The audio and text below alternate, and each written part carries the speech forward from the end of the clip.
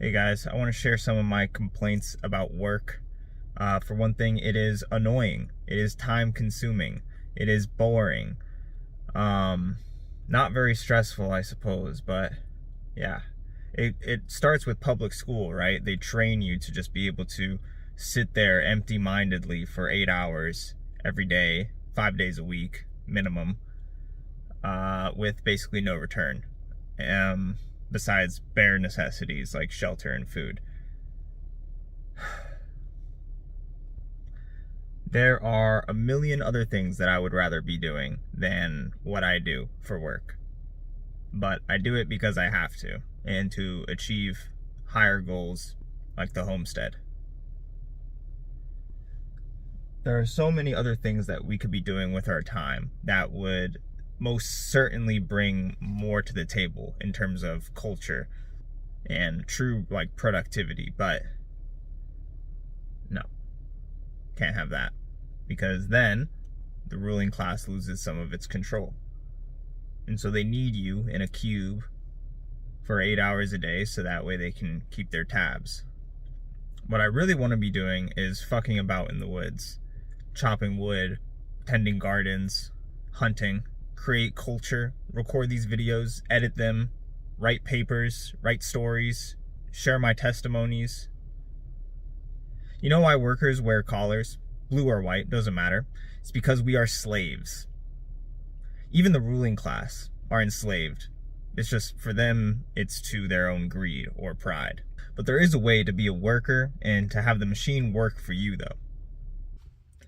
Don't listen to these Andrew Tate business major cryptocurrency talking idiots. They're full of it. It's all cope. All right. You're never going to make it big in sports. You're not going to make it big in rap. You got to shut the fuck up, put your head down, be humble, and work your ass off if you want to make it. Period. You have to aim to get a high paying remote job. At that point, the machine just becomes a money printer. These cubes, they form a labyrinth. But the flesh of the Minotaur is sweet. You gotta stack that bread. You gotta make that money one way or another. But you gotta remember that it's not for the money. It's for you. You gotta make the machine work for you. Don't work for the machine. Take advantage of coupons. Bide your time. My end goal is to live without the machine.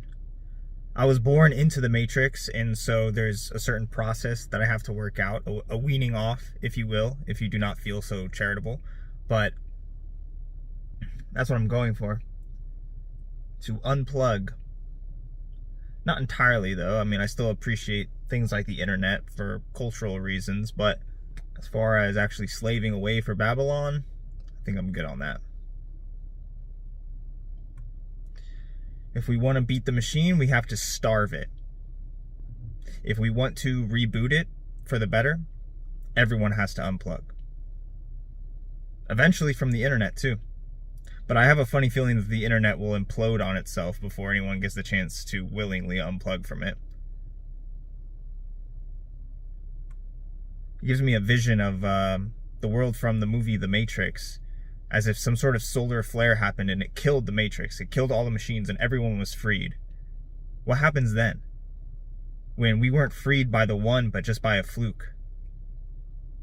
And then we're left as just these puny, atrophied bodies emerging from the Matrix with no guidance and no establishment on the outside to help us. So, do your best to unplug while you still can, willingly. We have to lay the foundation now before it's too late. Use the machine against itself. Use it to put yourself in a position where you won't need it. Because soon enough you won't be able to use it. Maybe it won't be you. Maybe it will be a generation or two down the line. But it's coming. Alright, well, now, if you excuse me, I have to get back to work. So, I'll catch you guys on the flip side. Be easy.